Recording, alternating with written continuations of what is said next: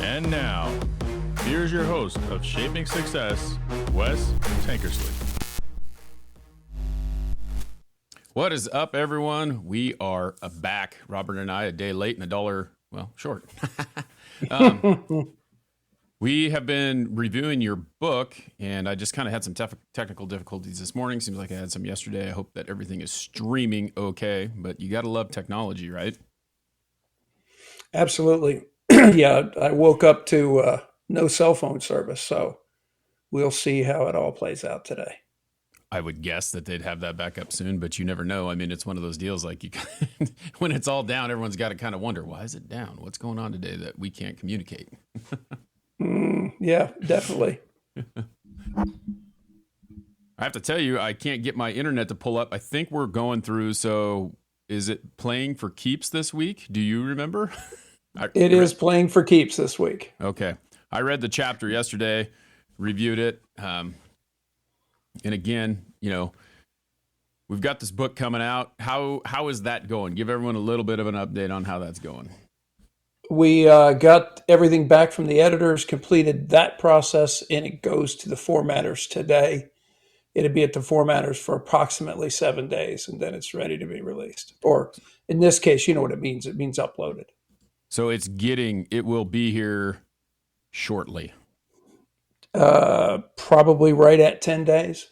10 days. Very nice. So right at the end of the month, it sounds like. Tell us a little bit about that process, how that has gone for you. Are you getting excited? How's it going? Well, I had to go through the corrections on 240 footnotes. Okay, so 240 footnotes and at least 500 small things, right? Little small things. So I literally had to sit there and push the button and look at them to accept the edit, right? So I did that about 700 times going through the text. Okay, it was. And then I had to change about 40 graphics, right?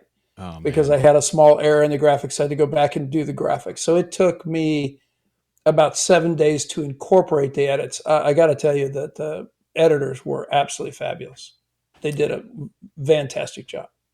Yeah, that is like the monotony of doing that would drive me nuts because I don't like the citations, all that stuff. Like that's the worst part about writing a paper, you know. I think it may, I don't know, it got easier as you went, but still it's like, this is just stupid. Well, we have a citation generator, and so I had thought that my citations were basically right, and they weren't. So it was just little things, and again, all I had to do was press and accept. It wasn't like I had to do a lot of laborious work. Right. But nonetheless, the editors were just absolutely fabulous. They were, like I said, like you mentioned, I couldn't do it. Yeah. I would have lost my mind at 200 edits, and they were at like 700.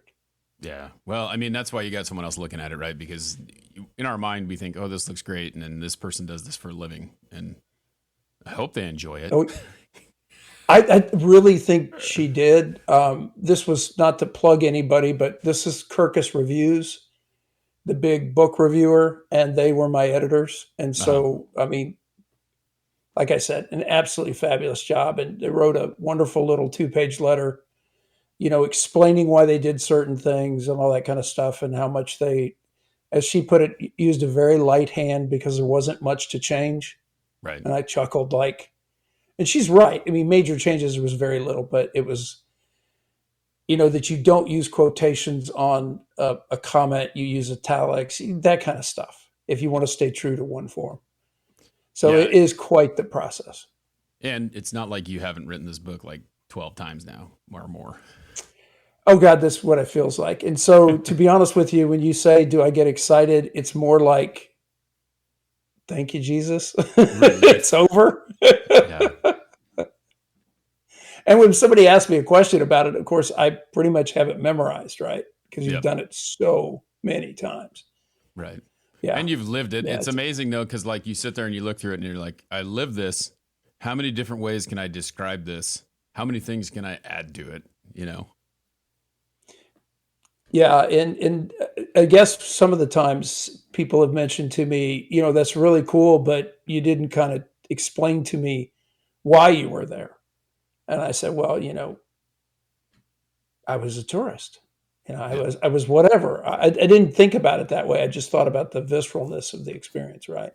Well, and there's some You know, things all, that you all can't talk about, right? Like you can only talk about a certain amount. People, I don't know that people, if you've listened the first time, Robert's had kind of an interesting life. He's been in a point where there is some things that you just can't talk about. yeah, my what we call my Cold War service. None of it is you can't discuss any of it, even though you think you've got a 25-year maximum on declassifying things. We signed NDAs with no time limit on them, Yeah. so there's non-disclosure agreements that forever. That's crazy. So like even if they release it, you still can't talk about it. Like if they've Well, no, once it hits the declassified. public, I can talk about it. Okay. All right. So I'm Yeah, assuming that there's once. some things that you can start talking about here because they've been declassifying a lot of stuff, but not everything. Well, what happens is for example, my son had mentioned. He said one of your guys is on Jocko Willick, Oh yeah. and I said, "What do you mean one of my guys is on Jocko Willick?" He said, "Dad, you need to go listen." And I said, "Well, he wasn't one of my guys, but yes, he was over there at the same time." And I said, "Yes, now that he's talking about it, yes, I can talk about it Right. because he bears the brunt of the declassification. I don't." Right. So He's the one who did the naughty things. if he talked out of school, that's on him, not me. Yep. Well, we're looking at chapter 7. This is Playing for Keeps. Tell us a little bit about it. I think that we run across a lot of things in the book, flying planes, jumping out of planes. Now we're talking about, an infatuation with a woman, kind of, sort of. Well, yeah, this is I ran across a young lady on TikTok, and she was getting over a breakup and a divorce after a long marriage, and she was dealing with the consequences of that. And she was kind of working through her emotions in various TikToks, and she's an actress too, so she was doing a fantastic job. But nonetheless, I had kind of watched her for months, and then all of a sudden she put out this one TikTok, which was about what she wants in a man. And so there was a series of pictures, one right after another, about what she wants. But the crux of what she was saying was, I don't want to date. I want to play for keeps, right? I want somebody who's interested in the long haul, that kind of thing. And she's kind of showing what you want: romance, travel, all that stuff that everybody, idealize or romanticizes in a relationship. So that's what she put out there, which led me to the question, which is, what is love? And that's what got kind of strange in here, because we're in a society where a lot is disposable. And unfortunately, maybe people are too. And so that becomes then an issue of, what does love mean? And what does friendship love mean? What does romantic love? And so I kind of broke it down. And that's what the chapter is really about, is playing for keeps when you start saying that somebody's important. And I put 3 things down that were important for friendship, which is the basis of everything. And I said, you look at the person and you say, I see your value, I see your worth. I will show up for you even in my worst, and your family, I will never leave you. Okay, so that's that kind of baseline commitment you kind of think about, and maybe I kind of think about, for people that we've had in our lives since maybe high school or junior high, or people we've had, in our lives 10, 20 years. And you begin to say, you're not disposable, you're permanent. And so then the question became, what's the line that you jump over for romance? And I said, well, you still have to have the first 3, where you say, I see your worth, I see your value, I will show up for you even at my worst, and your family. Those are the same base core. But then you jump over this line and you say, basically, I want to rip your clothes off, and I want you to be my person to share memories with. Right. I want you to be the person that is the major milestones in my career, my family, my life. And so that was the playing for keeps idea, was, you know, people aren't going to be disposable unless they are transactional. For example, as bad as this is to say, of course, you go out with somebody and all you're really interested in is the physical, right? Sleeping with them. Well, that's transactional, Right. right? I will do what it's necessary to sleep with you, and you will do what's necessary to keep me in your life, so you will sleep with me. That's transactional. Yeah. And so we find that, especially dating apps, right? Hmm. Very transactional, right? You do for me, I do for you. That's really frustrating for a lot of people because it's not playing for keeps. It's not saying that when I become vulnerable and open to you that you're going to hang with me. It says just the opposite. It says when you no longer do for me what I need you to do, you are disposable. Yeah. Okay. It's crazy how, like, as you're talking about this, I'm just sitting here thinking, like, this was never my thought process. Like, my thought process has always been, and I might be different than people today, but we also came up in a different time, and I think you did as well. But Right. that you were, my parents got married when they're 18. I don't necessarily know that I was gonna get married when I was 19, and when I did get married when I was 19, but I didn't really think that I was gonna do that growing up. But it was, you're looking for that person you want to be. I always thought of a relationship as you're looking for that person you want to be with forever. So it was never just like, hey, this is a fling thing, right? Right. And obviously you get attracted, there's ways, reasons why you're attracted to certain people, the way they look, things like that. That's the start. But it was always like, okay, so am I attracted to their mind? Am I attracted to who they are? Am I attracted to more than just the way that they look? And now it's kind of like, I'm just people, like you said, it's transactional. People are just looking for the physical part, right? Like they want to get that done. And that's Mm-hmm. what these dating apps have kind of desensitized something that was supposed to be, between someone like a husband and a wife, maybe, or a long-term Yep. relationship, right? Living with the person before, like, you remember how it was like, everything was, you don't live with the person that you don't sleep with them until you're married. You don't live with them before you're married. You don't like, this is what all the things. And now it's like, it's okay to do that. It's okay to just sleep around. It's okay to have, 50 relationships before you get married, and it's just a different time. Like it's desensitized it that those dating apps have done that.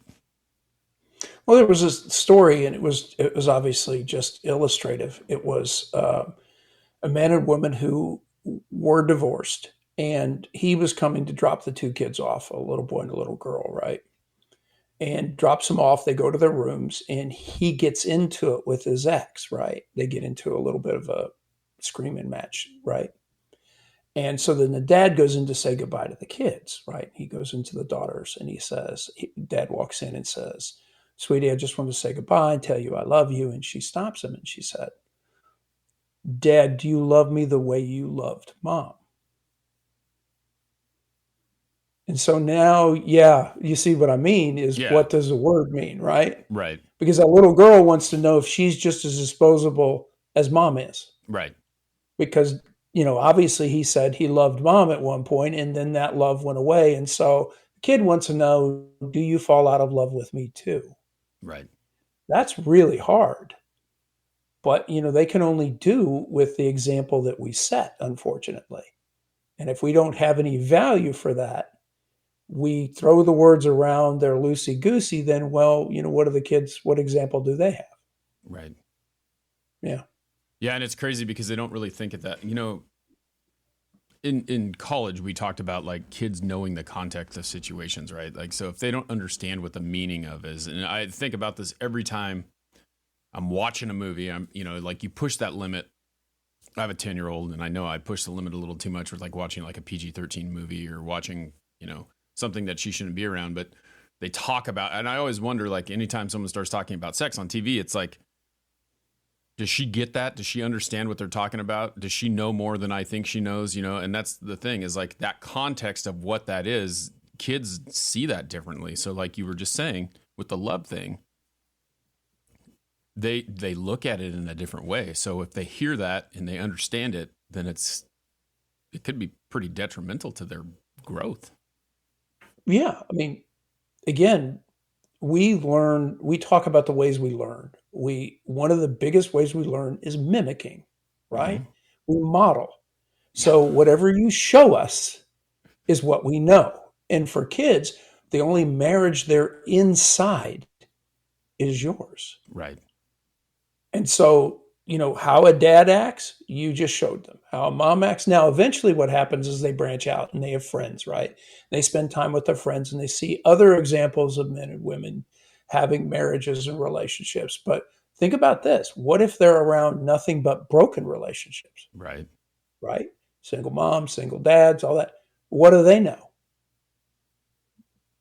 They have That's the no way it concept is. of what a marriage is. Right. Right. And so this is one of the challenges we face in our culture is I was talking to a good friend, and her ex was treating her badly, disrespecting her as a mother, not disrespecting as a person.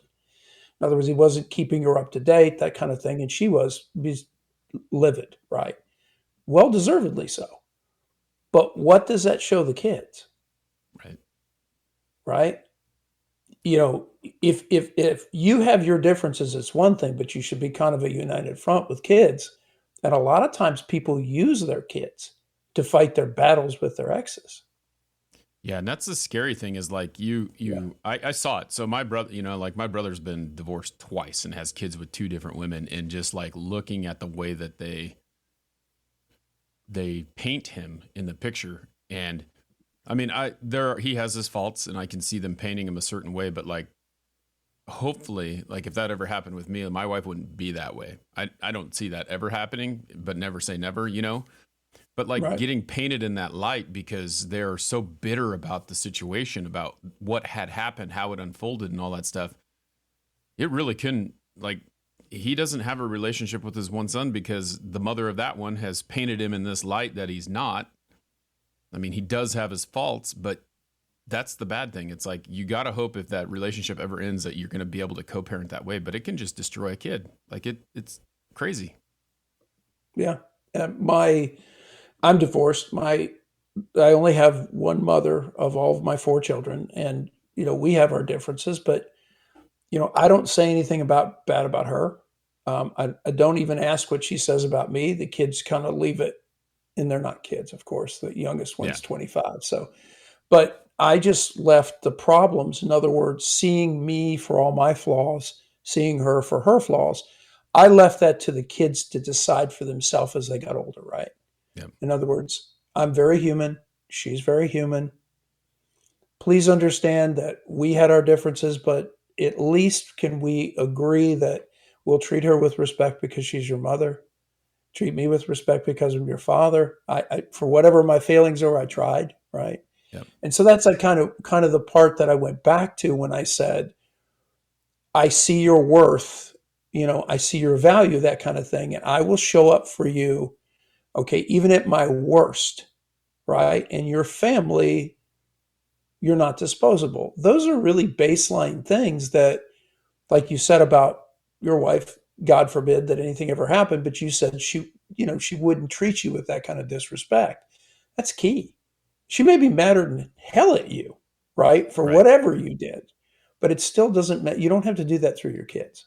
Yeah. It's not necessary. You can work your differences out. You can have your anger, all that kind of stuff. I get that. But that's really what Playing for Keeps was saying is listen, when you start forming relationships with people and you start saying things like, you're valuable to me, you're my friend, I love you, those kind of things, then they need to have meaning.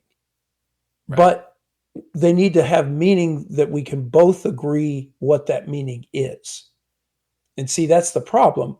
My current girlfriend says to me, she doesn't like the word because it's so loaded. Mm-hmm. And it's never meant to her what it should. In other words, everybody that ever used the word, they were doing it for their agenda. Right. They weren't doing it because they actually cared about her that way. And that's really hard because now you have a word that's been it's just a word, right? Yeah.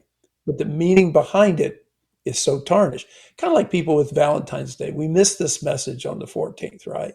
Yeah. But Valentine's Day, people, I hate it, commercial, blah, blah, blah, blah. Well, yeah, it's a lot of things. But you know what? I always look at it like this. Okay, it's a day that I can remember the people that are important to me right? I can remember the person that I'm with and just do something sweet or nice. It doesn't have to be over dramatized. It can just be a good reminder, kind of like a birthday, right? Right. It's a good reminder you just got a year older. Yep. Good, better, and different, right? Right. It doesn't have to be that complicated. Yeah. And you know how my Valentine's Day went. I don't really care Yes. for it very much, but like waking up in the middle of the night with my wife not feeling very well was not very fun. So, and then it just kind of, it's funny how it just kind of, everything just kind of rolled downhill. I'm like, you know what? This week is, I'm done. I can't do this week. I need a break. And yeah, so it's a tough thing. I think that again, like you said multiple times, it's like we're changing the way of what love and relationships are daily, it seems like. And I don't know, this technology is a good thing in some points, but we talked about it in an earlier chapter about like how people don't really realize that dating apps are designed to keep you there. So they don't want you to be in a monogamous relationship. They want you to just keep looking, because the more you look, the more they get paid. Right. Right. Yeah. It's kind of like a business model. A friend had mentioned the word gaslighting to me. And I said, you know what the word means, right? It means to manipulate someone to your agenda. Right. Right. And you begin to understand that a dating app is gaslighting. Oh, this is about romance. This is about, no. This is about manipulating you to my agenda, meaning the dating app. My Right. agenda is you stay on here. My agenda is there's always something better. The grass is always greener. You know, this is the opportunity. Oh my gosh. I love the one dating app. What is it called? Plenty of Fish. Right. Right. I mean, come on. Doesn't that Think just tell about the you, right? name right there. That's just saying like, oh yeah, there's more than one. Go for it. Yeah. Like, oh, why are you settling with her? Come on, man. There's plenty of fish, right? Yeah, exactly. Guys, these freaking marketers, they know what they're doing. And I'm They sure they do. And set that algorithm to make it just perfect for that you want to just keep coming back. yeah. And as long as you're kind of on the site, right? What I've been told, I'm not been on a dating app in a gazillion years, but when you get on, right, it shows you all the people and all the interests you've had, right? Yeah. So the little dopamine hit to your brain is like, oh, I'm so valued. She likes me. Wow. I've never been on Come one on. of those before, but now I'm starting to think about like how it really works. They probably Yeah. have analytics of you had success with this person, so you'll have success with that person. It's like this That's is exactly right. bullshit. It's complete crap. But Yeah. yeah, like I said, can you imagine a dating app that actually was geared to monogamous relationships?